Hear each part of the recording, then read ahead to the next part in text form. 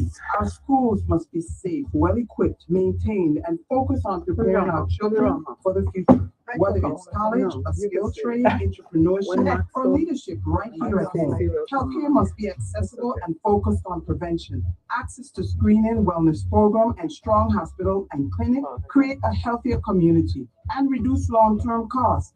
As a radio host, I have been sharing information, empowering you as a means of prevention. We must also continue to strengthen our economy by supporting small business, expanding tourism, including sports and event tourism, and creating opportunities that allow young people to build their lives here at home. I am Nemmy Jackson, asking for your support and vote. It's time to put me at the table to represent your cause. I believe leadership should be about people, progress, and prosperity for all of us.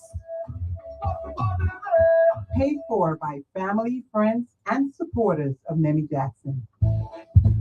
Come check out Freedom City Service Station. Wanting a friendly gas station where you can pay at the pump? Looking for a spot with specialty coffee, pastries, and breakfast on the way to work? Thinking about a place to get some local food or a sandwich for lunch? Waiting for a comfortable convenience store where you can get a couple of items and a bottle of wine on the way home? Dreaming about smoothies for a tasty pick-me-up? Needing a cake and caterer for an event? Well, Freedom City Service Station is your new go-to. Open from 6 a.m. to 9 p.m. We are located at the Wynn intersection on Queen Mary Highway.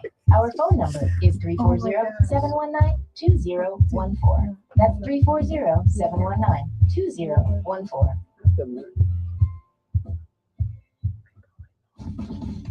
Healthcare isn't just policy, it's personal. It's about not having to witness a sibling hemorrhage to death in the hospital. It's about whether our seniors can afford their medication, whether our families can see a doctor without long waits, and whether our children grow up healthy and strong. For too long, too many of our Virgin Islands have struggled to get the care they need right here at home. It's time to strengthen our healthcare system, expand access, support our medical professionals, and invest in prevention, wellness, and community care. Because when people are healthy, our islands are stronger. I am Nemmy Jackson, asking for your support and vote. It's time to put me at the table to fight for better health care for all of us, because I believe leadership is about people, progress, and prosperity. Paid for by family, friends, and supporters of Nemmy Jackson. Are you a caretaker of an elderly person? If you are, we at I-9 Senior Supplies and Delivery may have just what you need. We sell and deliver senior supplies at an affordable price. Call us at 340-626-4849. Again, that is 340-626-4849. We'll take care of you. AM 970 WSTX. Views expressed on this program are not necessarily the views or opinions of WSTX, its owners, advertisers, employees, or management. Email us your comments at WSTX@VIRadio.com.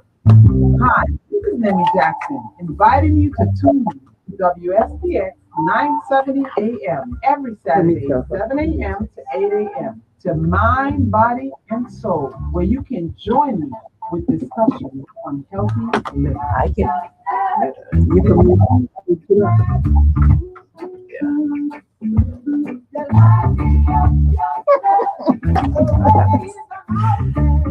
I'm ready. Good morning, and welcome to another beautiful Saturday here on the Big Island, St. Croix, United States Virgin Islands. Yes, and you know that we bring information about what our farmers have for you every Saturday. And today we have some wonderful guests in the studio. So we want to just go ahead, give Max, go ahead for your 10 minutes. And then we'll go right into just an informational session. Maxine, can you hear me? Good morning. Can you hear me? For sure. Loud and clear. My beautiful ladies. Good morning. I know how you like to keep it, but I can't stop saying it. We voted for Nemmy. We voted for Nemmy. Hey, I dancing while I'm doing it too, Nemmy, just to let you know. Nemmy 2026, all the way. So you guys, good morning, everyone. Good morning, Miss Cassius. Love to see you guys' beautiful face up in there. Here at the market, I'm back on St. Croix this morning. So I'll be letting you know what we got as you can bless your eyes on all this fresh food that we've been getting. So a lot of fresh food. Yeah, a lot of fresh food. So here we go. Have to sneak that up right quick. Eggplants, cucumbers, plantain, lots of plantain as you can see. Got a big jumbo ones too. Lots of banana, green fig. If you're looking finger roll, green fig. And before I get to it, I'm gonna tell you about these green beans. Delicious.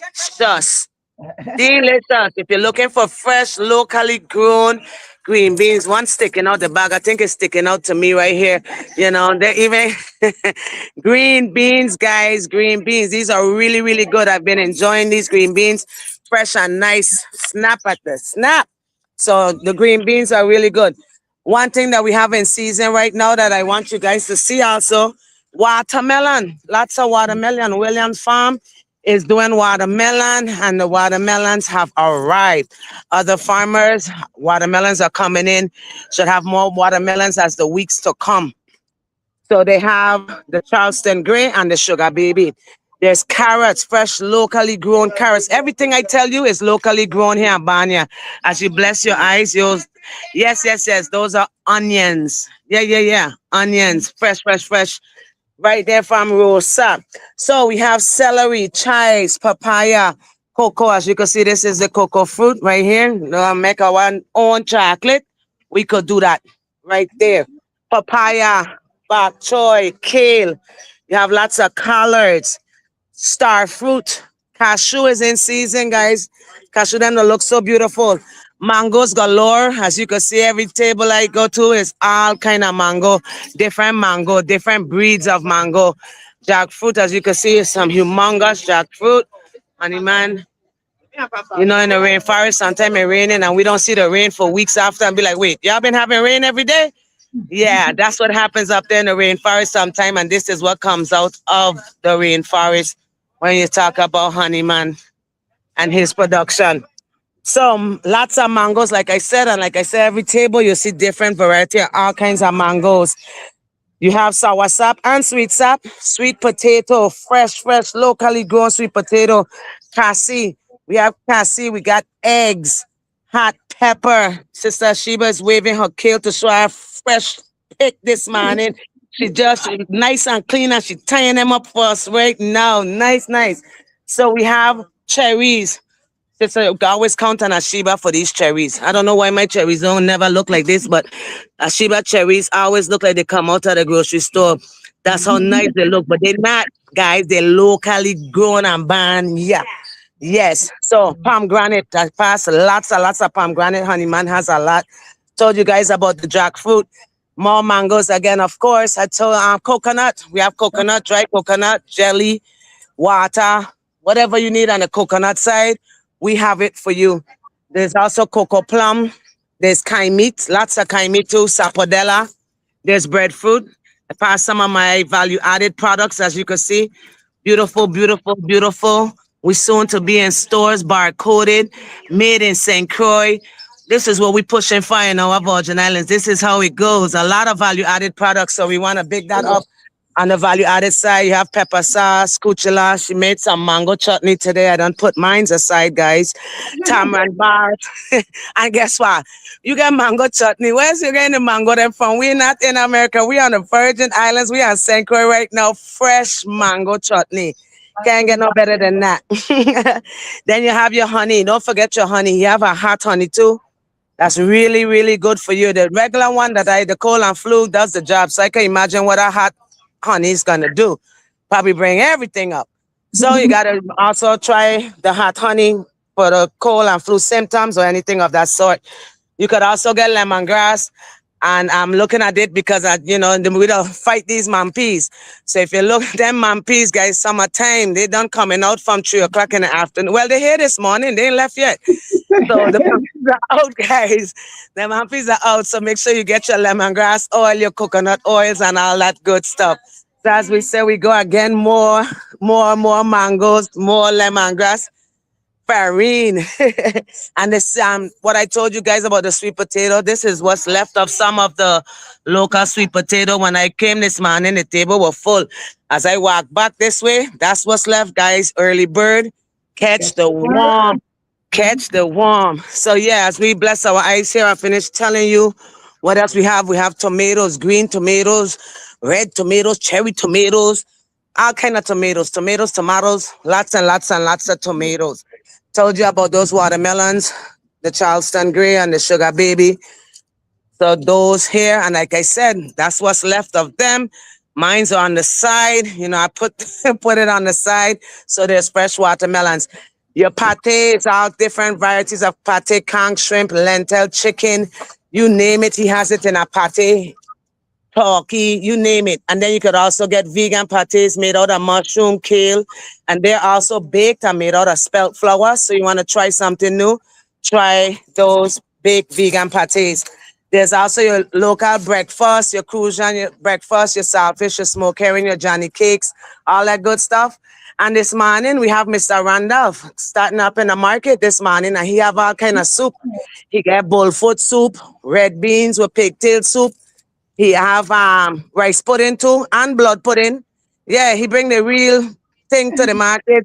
So if you're hungry and you're looking for something to eat, you could get it right here. Of course, you could get your bush tea, your lemongrass, and all that good stuff. So it's just come on down to the market and get all your needs and your fresh, locally grown food, and plus your value-added products, and plus something nice and warm in the stomach, something different for you today. So, like I always, thank you, Nemmy and the crew. I hope everyone, my farmers, got registered for our seniors program out there. WIC recipients, looking forward for you guys to using those coupons, and you pregnant moms and your moms with little ones using your coupons and getting fresh, locally grown food. Thank you, Nemmy. Thank you, Ms. Cassius. I appreciate you guys every Saturday for what you guys do for us here at the Department of Agriculture, and definitely our vendors and our farmers, giving them this showcase to show what they pull out of the ground. Appreciate you guys. Love you guys. And again, like I said, this one I have to say real loud. We voting for Nemmy. We voting for Nemmy. Yes. A little rock, a little bump, and we. All right. Yes. Thank you, guys. All right. Thank you. Yes. Appreciate you. Yeah, so All right. definitely we're going to go straight into the next segment right now this morning. And if my guests can just allow us to view them, it will be good. Thank you. This morning we have with us our present delegate to Congress and candidate on the team Plaskett Potter. Last week we had another team. This week we're having this team, and we'll bring on another team later on. But for now, let's open our homes, our phones, our computer to hear from the team Plaskett Potter. So good morning, delegate. Good morning. And I'm also here with my running mate, my good friend, Milton Potter. Thank you also, Milton, for being able to come on to the radio show with these amazing women. Thank you. Milton, are you there? I am here. Good morning, everybody. Morning, Nemmy. Morning, Cassius. Good. Stacy. We can't Thanks see for the you. invitation. You're the first one, Jen. Good. So we're as you can see, we're in two separate places right now, but in a campaign, you working around the clock, trying to get out in different places and meet the people and be engaged. So we're really grateful to be able to be with you both on the show. Can I just say, I love the portion of when you have Maxine and going through the agricultural food that's there at the fairgrounds. That is amazing. I'm so grateful that you do that, Nemmy, and let us know as we are working on our mind, body, and soul that at the root of it is our agriculture and how important that is. I love the value added food products, and I am a big fan of mango chutney. That is one of my favorites. And although, Jonathan brought home some of the honeyman's cold and flu symptom, the one that the honey that has the peppers and stuff in it, it didn't help as much as I thought it would. So I think I need to go see him and see if he has another concoction that maybe is a higher strength. Right? That I got. I like to mix his own and Rasbabi own together. So Rasbabi have a canfa, and then you have the honey that are suited. So when you put them together, that's the knockout right there. Well, I don't know if I want to be knocked out before August 1st. Talking about the cold is going to knock you out. But Milton, right after August 1st week, I take a break. Is that right? Absolutely. We're born in the corners on both ends, for sure. So, I want to thank you both so much for coming on this morning. And we just want to make sure we share with the listening audience reason why you are the best team for the seat that you're vying for. And why, Stacey, did you select Potter to be your running mate? What makes him different?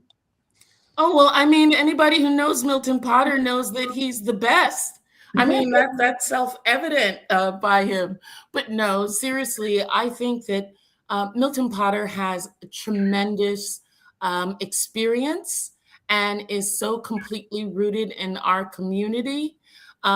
He comes from the large Potter family on St. Thomas, who also is rooted in the British Virgin Islands.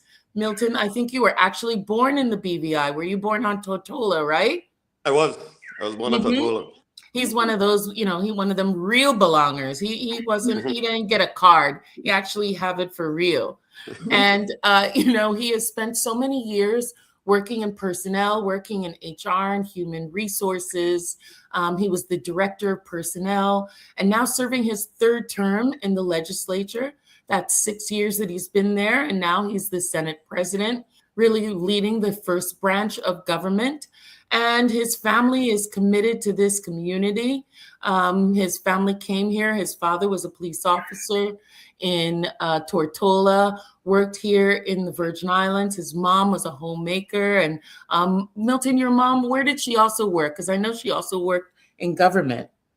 Well, she actually did a lot of her work in the private sector, Main Street and tourism, sales, that sort of thing. That's what she did for a bulk of her years here in St. Thomas. And then his wife, of course, is from St. John. So we've hit all of the islands with the four of us together, Milton and Paulette. And then, of course, myself and Jonathan. My husband's family has roots in St. Vincent. And so we really felt that we were a balance to one another. The local government experience that Milton has, particularly as director of personnel, my federal experience, having worked in the federal government for a number of years, worked as an attorney. And we also have balance in our personalities and how we approach issues. I promised Milton that he would be, before a decision was made, he would be the last person that I speak with. And so we are really trying to synergize. We have a great synergy between us, putting our two teams together and then working to support the Virgin Islands. But I think, Nemmy, more than anything, I think it's that our values are very much the same in how we want to support the people of the Virgin Islands. I think that is the thing that really melded us and brought us together, is the discussion about how we feel about the Virgin Islands and our passion for the people. Our slogan is that we are people powered and that we're ready to deliver. Both of us believe that there have been so many resources and opportunities and investments that have brought to the Virgin Islands. And while there's been some progress, we don't believe that we are where we need to be. People are tired of blackouts, failed healthcare, of our schools not producing what we believe it should for our children. And more than anything, both of us are tired of excuses. And we believe that people, there should be progress that you can see and feel. It shouldn't be esoteric. It shouldn't be in a speech. You should be able to look and see what it is. And so we both believe that we can get this done, that there are Virgin Islanders throughout, both in the Virgin Islands and abroad, who are willing to do the work. And that's, I think, at the end of the day, what the two of us are about. We are results driven. And I think that our past accomplishments really speak for that. And we're hoping that the people will review our platform. We constantly try and get people to go to our platform to see what we are about. We have spent a number of months just working just solely on what would we do in agriculture, as you all were talking. We feel that that's been a neglected area. I served on the Agriculture Committee in Congress for 6 years, for 3 terms. I was the chair of the Biotechnology, Horticulture, and Research Subcommittee. And so we want to really focus on that. What are we going to be doing in housing? What are we going to be doing to jumpstart our rebuild? For transparency in government? All of those areas we have spelled out in our platform, which is online.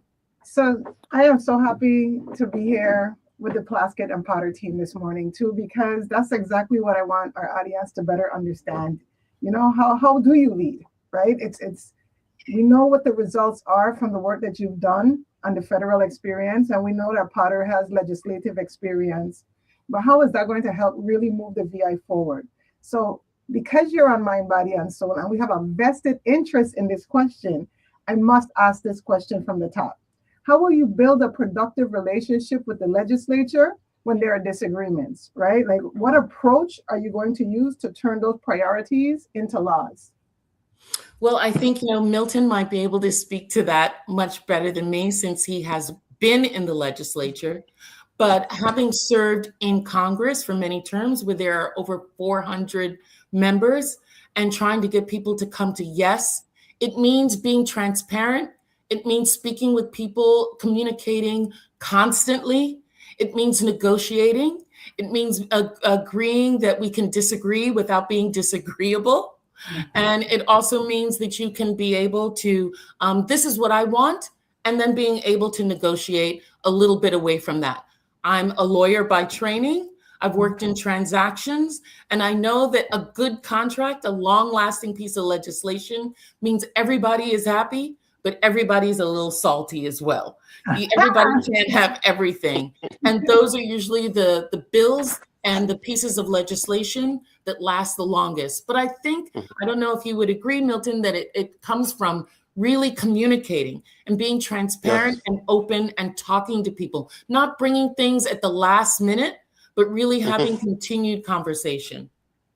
Absolutely. Conversation and communication is absolutely key. It may sound simple, but I think it's a powerful concept that does not always happen. I think as a senator for the last 5 years, going on 6 years, one thing that was really revealing to me is that sometimes you invest time and effort and research into crafting the best legislation that you can. You bring people in, you tap into expertise, global expertise, into crafting something that's going to benefit us. And it passes, and you feel the rush and the joy of having this piece of legislation pass that is going to impact the lives of people, the quality of lives of people. And then it stops. The music stops. We don't have the same control over the execution and the implementation. So it has to be, something to bridge that gap between passing meaningful legislation and the implementation or execution of that policy. And that is something that, my experience in the body, I think that we will bring to that next step when we are, in the position as the person who's in charge of the executive branch. A major emphasis must be on execution and implementation. Or else it's just something that sounds good and feels good, but at the end of the day, we didn't really give the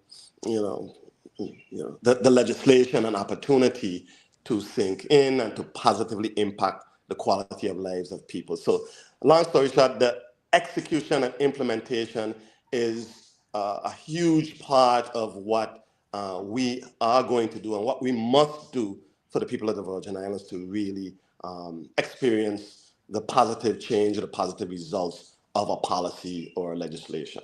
Can I say that, sometimes I think that we in the Virgin Islands have difficulty saying that something is not working or that a plan or something that we're doing is not executing properly.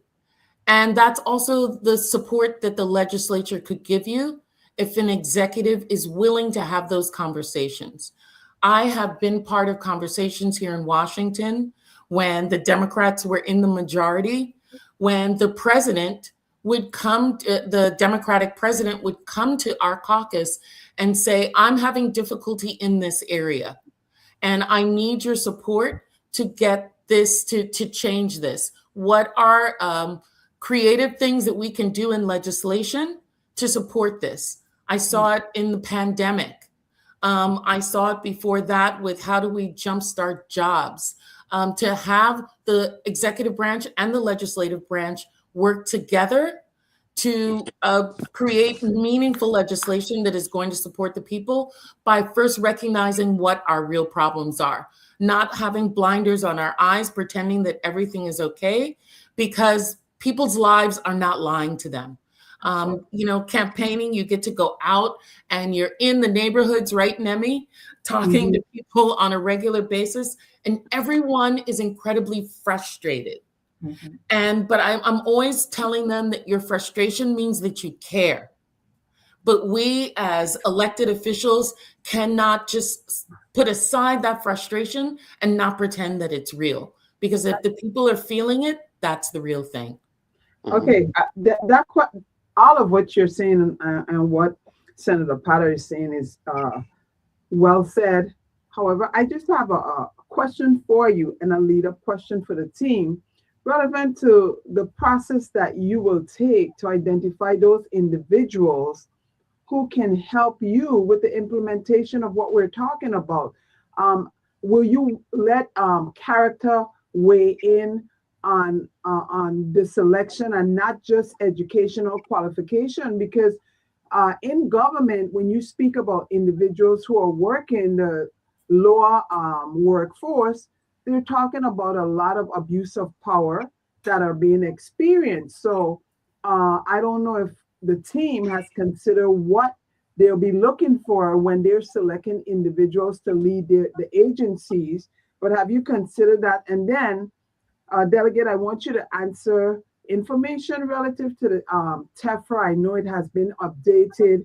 I think in the last time in 1996, our health infrastructure is needing of help, and I know you were trying to get that formula reflect the cost of hospital care now as far as TEFRA in the territory. So those two things I would like y'all to talk about.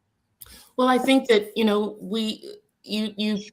I wouldn't put character over education, because there are people who are incredibly educated who have no power in the Virgin Islands right now. And we have seen that it's relationships that kind of supersede all of those, and people's relationship make them in some ways untouchable. And I think at the end of the day, it has to be about results and production. I talked with a group of women about desk audits to see who's doing the real work, who's getting stuff done. The promotion should be based on those principles. You and I both know that when we have an issue in an agency, we don't necessarily call the commissioner. We know that there's a man or a woman in that office at the third level who's the one getting all the work done. And those people need to be elevated. We've been having conversations with the actual workers, the ones who are doing the work, asking them and begging them to step up. If you have a Plaskett Potter administration, would you be willing to step up out of that back office to the front to be able to support us to reform? But, I have the best candidate for those issues, and that's Milton Potter, who worked as the director of personnel. Back then, he was following the instructions of the administration, the chief executive and the lieutenant governor. But in this administration, he'll be sitting there right at the table in the decision making. Milton, did you want to add to that? Absolutely. I thank you for that, and Nemmy, thanks for the question. I know absolutely character matters. Character matters. When you're selecting folks to serve in these executive leadership positions, to head critical departments and agencies, it's imperative that you select the best. We have Virgin Islanders who are doing incredible things all over the world. Incredible, groundbreaking things all over the world. Stacey and I are going to make a clarion call. We're doing it right now, tapping into those people who are doing great things all over the world, and people who are doing great things right here. As she said, sometimes a lot of the folks who are doing a lot of the heavy lifting are doing it behind the scenes. They are really the ones doing the work. And we want to elevate them to leadership positions. It starts with character, I believe. Absolutely competence and track record. We want to know, what have you done before? We want to see the quality and the caliber of work that you do. We want to see the competence. So it's going to be a lot more than, you're a nice person or you are a great part of our campaign. Or that's good. And we need people in order for campaigns to be successful. But more critically, when the rubber meets the road, we need to have the best available persons in charge of running this government. And we need people with character. Yeah. Yes. We do. And can I say, one of the things that we have put in our platform for all of those individuals who are cabinet members in our administration will be their commitment to the community has to be demonstrated. And one of those demonstrations, we believe, is that each cabinet member must adopt a school so that they and their senior leadership in that agency have a school that they are committed to.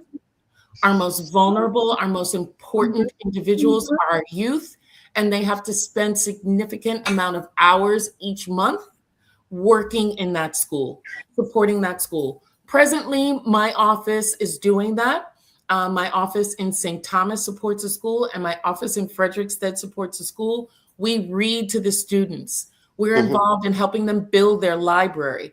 There are surplus books at the Library of Congress in Washington, and our interns go and pick those books, pack them up, bring them down. We distribute books because I do believe that tactile books are still important. We help with building gardens in those schools, and we want our team to do the same thing. We want them to be engaged, and we want our children to see people in leadership caring about them. Milton and I always talk about the reaction you get when you go into a classroom and read to students, and their desire for attention and a hug goes so far. Sharing with them, they look nice today, reading to them, acknowledging them, seeing them is important to the growth of our young people. But Nemmy, you also talked about healthcare, and our office has been doing a lot on healthcare, and there is still so much to do, right? It feels like we are definitely in a broken system. I'm grateful that in 2022, 2023, our office in legislation was able to change the Medicaid match. So every year, the federal government pays a percentage of Medicaid. In the past, that was 55% was paid by the federal government, and we paid 45. I had the law permanently changed so that it matched our demographics, and now they are paying 83%, and we only pay 17, which increased the amount of individuals able to receive Medicaid by over 10,000. That also means that we have less people going to the hospital that are unpaid, that are individuals that have to be supported, that we're using the hospital as a clinic, a primary care, and then it was uncompensated. And so we work to fix that. But you talk about the TEFRA.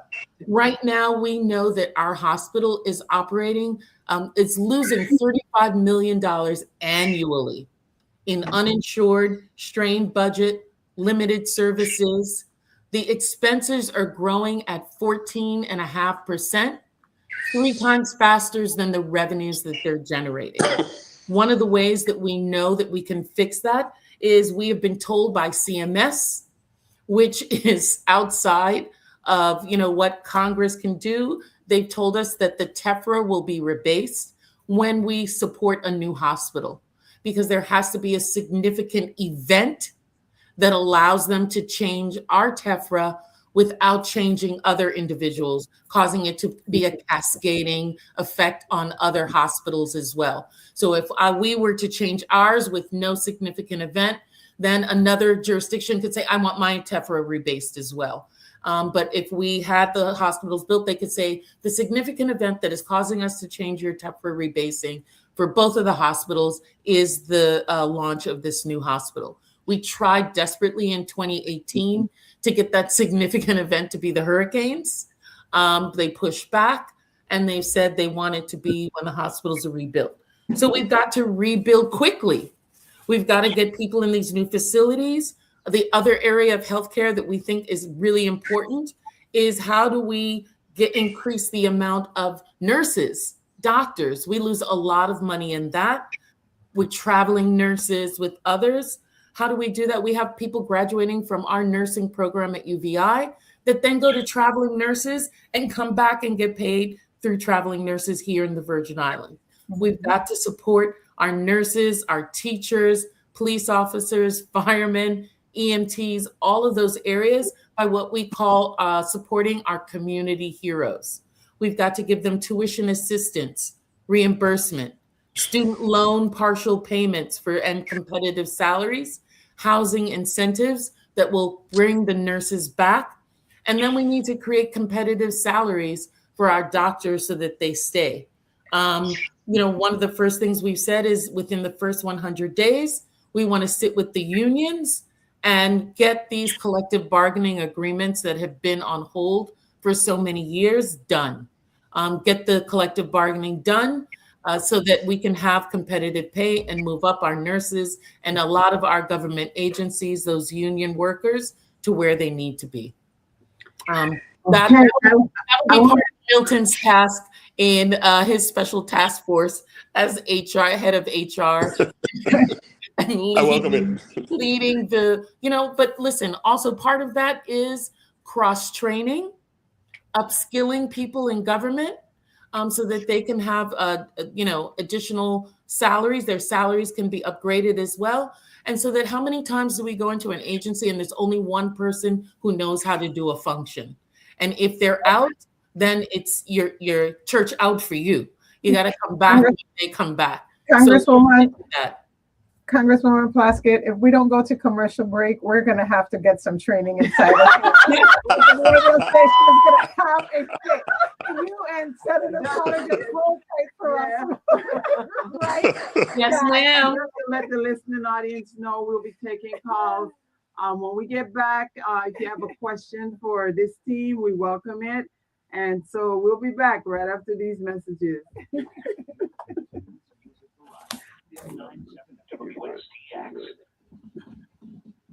Education is the foundation of opportunity, and our children need more. Our teachers are experiencing classrooms that lack resources, students who are falling behind, and teachers carrying the heavy weight alone. There is always room to do better. We must invest in our schools, support educators, expand after school programs and youth programs, and create real pathways from the classrooms to careers.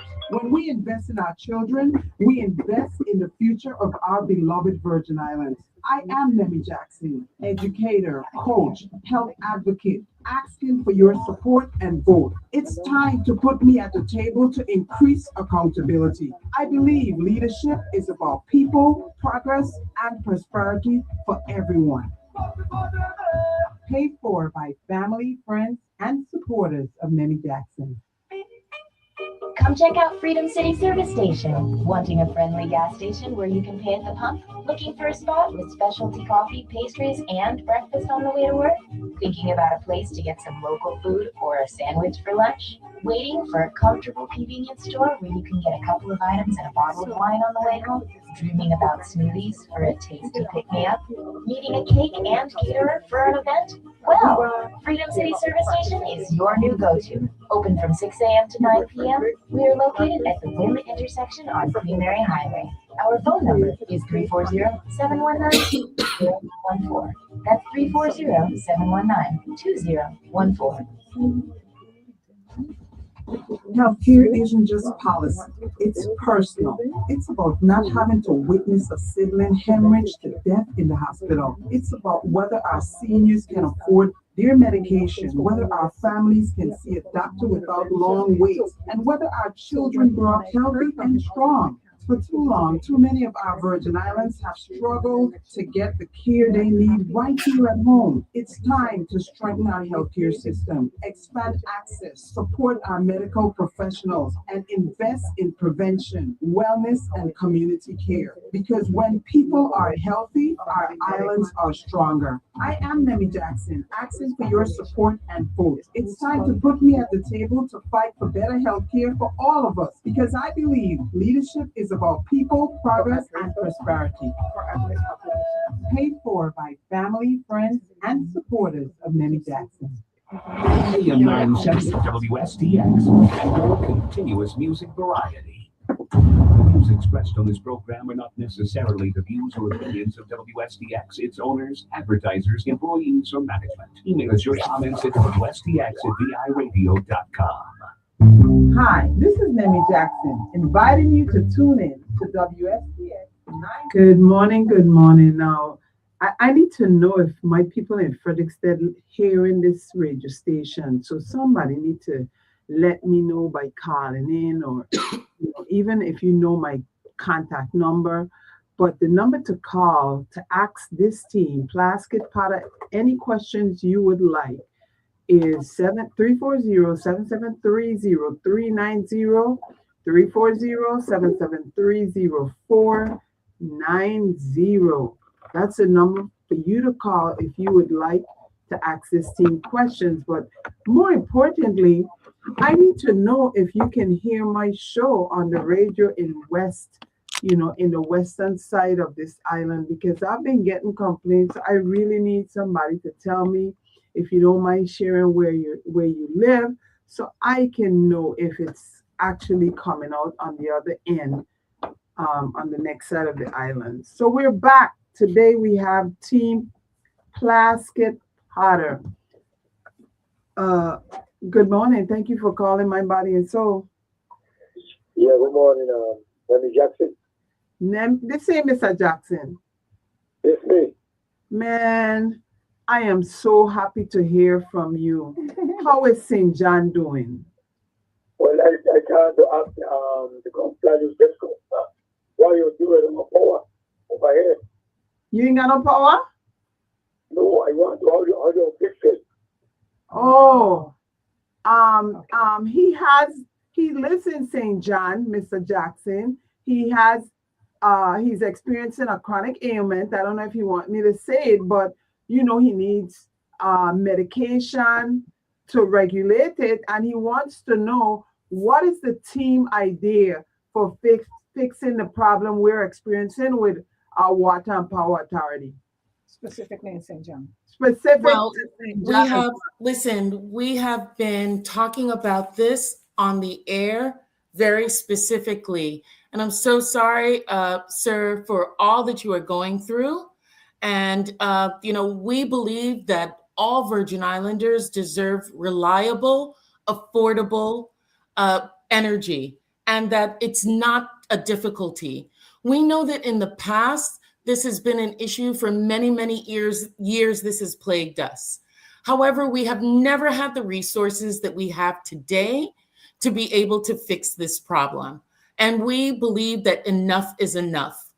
First, we believe that you need to communicate with people. Sir, I know that you live on St. John, and back in March, it was almost 24 hours before the administration spoke with anyone about what was happening. At the time, the acting governor was not on the air. We think it's imperative that people be aware of what's happening. But there are things short term and then long term we could do related to energy. The first, in terms of short term, immediate actions, we have said is that you can have a declaration of emergency and request a federal declaration of emergency. That would allow us to get federal support for maintenance, to prevent outages, to purchase batteries, so that individuals like yourself, there are portable batteries. We know the Virgin Islands government has a portable battery program that's available that has not been pushed out. And then for individuals like yourself who also have disabilities, have medical issues, for our seniors, the Virgin Islands has an energy crisis assistance program. It's operated under the Department of Human Services. However, it has a fund of $500,000 that is supposed to be there to support utility and gas bills for our elders and disabled. That has not been increased since 2011. If we were to increase this at the rate of the cost of living, we would be closer to $800,000 that would be available to you, sir, to be able to support when you have outages and to pay your bill. But we think that there are portable batteries that shouldn't need to be deployed and put out right now, along as purchasing batteries that would be at substations, so that when the main generation goes out, those batteries at those substations, there are over more than half a dozen substations throughout the Virgin Islands, that battery can power up. And then long term, there are other things that we can do. We need to have alternative energy. We have over $4 billion specifically to rebuild our utility. $4 billion with a B dollars to rebuild our utility. And we need to get moving on that. We need to have alternative energy so that we're not just solely dependent on diesel and on propane. When prices fluctuate, we should also have battery, we should have solar. That energy should be there. We talked about having microgrids. I'm grateful that I've seen them discussing microgrids throughout the Virgin Islands so that one area of generation goes out, the whole island doesn't go out. We know that there was a transformer that needed to be brought over to St. John. If there's a declaration of an emergency, that allows the Department of Energy to provide more technical support to get that to you faster. That took months of discussions when that didn't need to be that way. There's support that can be there immediately if we have federal support. And then another thing that I've talked about for on St. Croix, we need to move as much of the power generation out of Richmond into the South Shore. In the Richmond area, because of the depth of that channel there, it cost us way more to bring power into that area.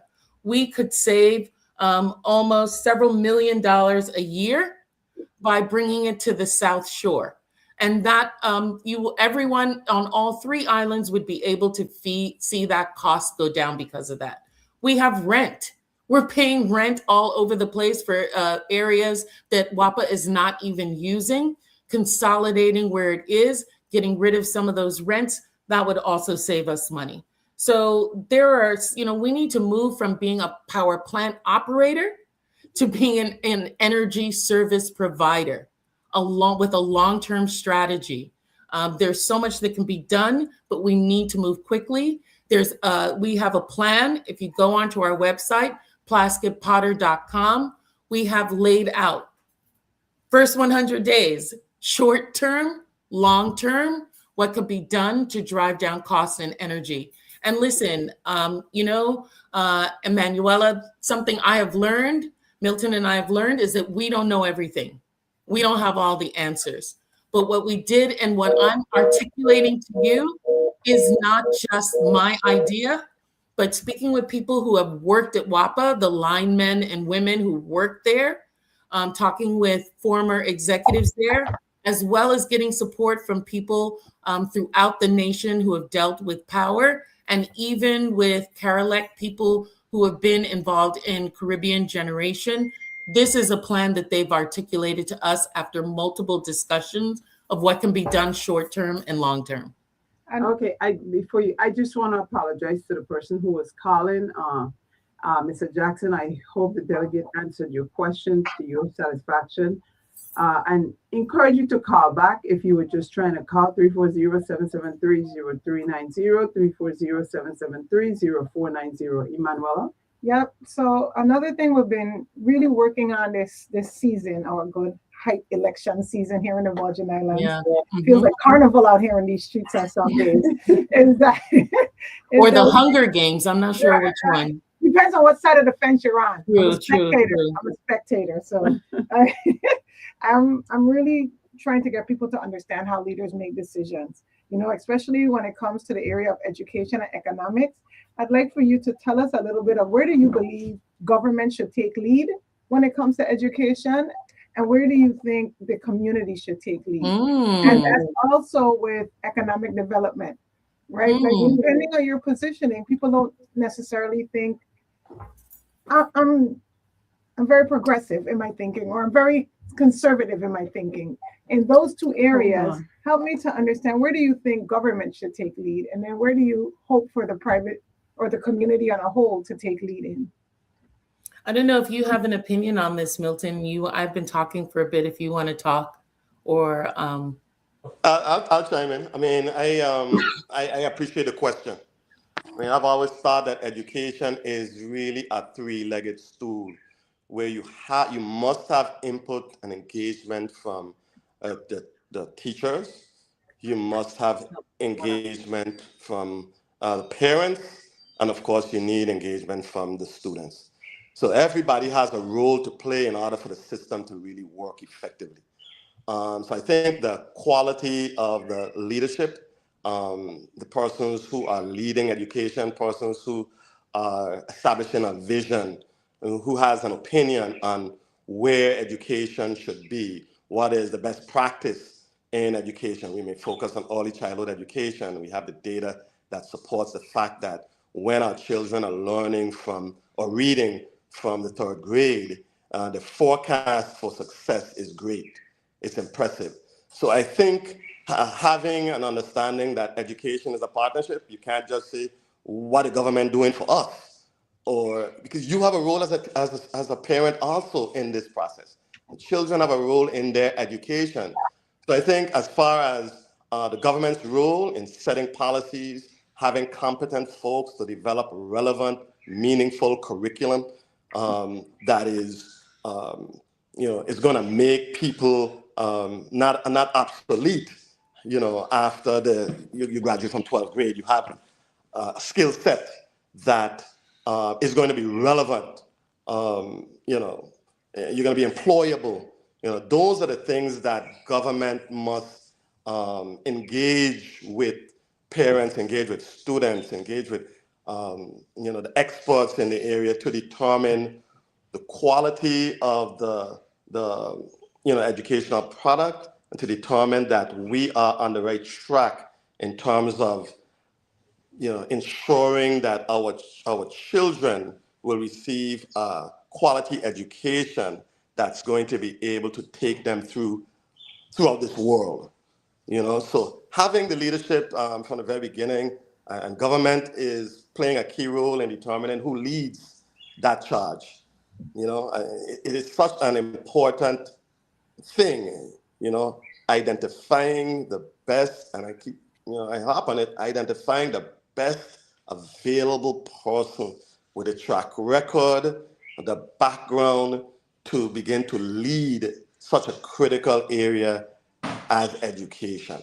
So I think it starts with government appointing the right person to take charge and building a team of professionals that will do right by the people of the Virgin, by our children. Okay, let me just take a question. Can I say something about that? Just speaking, if you look at our platform, I think what we are talking about is giving teachers, parents, and students the tools that they need to succeed. For teachers, we have amazing teachers, but we don't pay them the salaries necessary that incentivizes them to stay in the classroom. If people want salaries that are commensurate with their skill set or with their years, or to live, they go into the administration.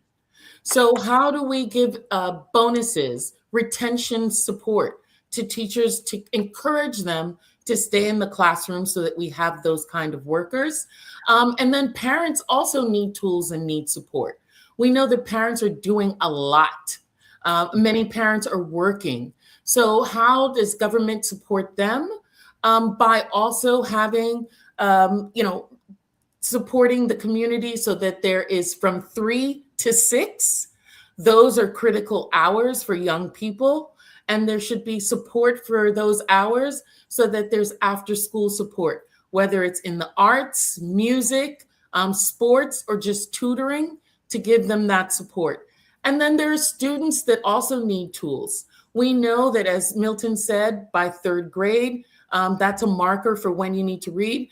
I'm so disheartened when I hear us as a people tout that we have, a 97% graduation rate, but only 40% of the children are reading and performing math at grade level.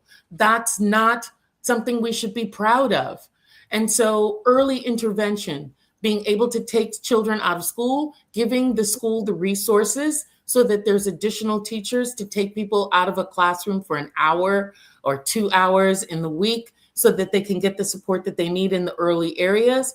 And then we as a community really being serious about trade school. It's not an afterthought.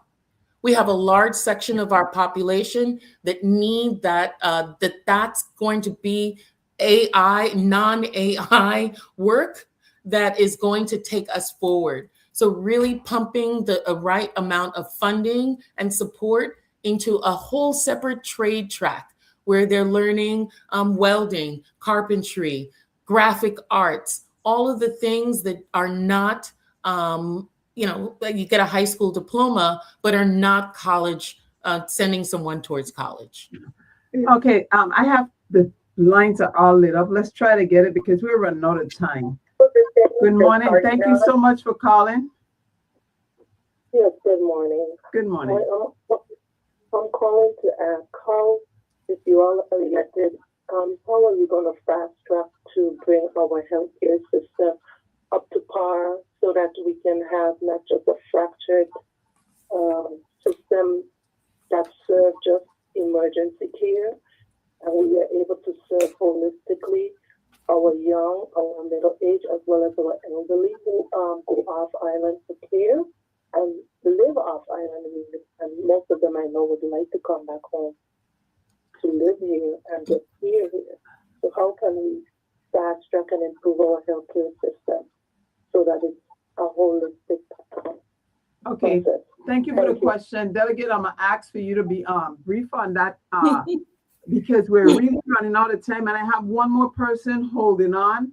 So go ahead. Really briefly, I would direct that individual to please go to plasketpotter.com where we have spelled out our actions on healthcare. But I think it's not just, supporting the nurses and the doctors that are there, and we outline how to do that. But also we need to make our hospitals a regional center of excellence, leveraging relationships for digital telehealth And then also, how do we keep incentivize insurers to stay and use our own hospital, a behavioral health, as well as seniors facility. Juan Louis used to have a behavioral health wing. We need to have that once again so that we can support those in our community who need that. Okay. All right, that person hung up. So can you just close out both the team, because we're running out of time. I want to thank you so much for taking the time to come on and share with the listeners of Mind, Body, and Soul what your plans are if when elected this election.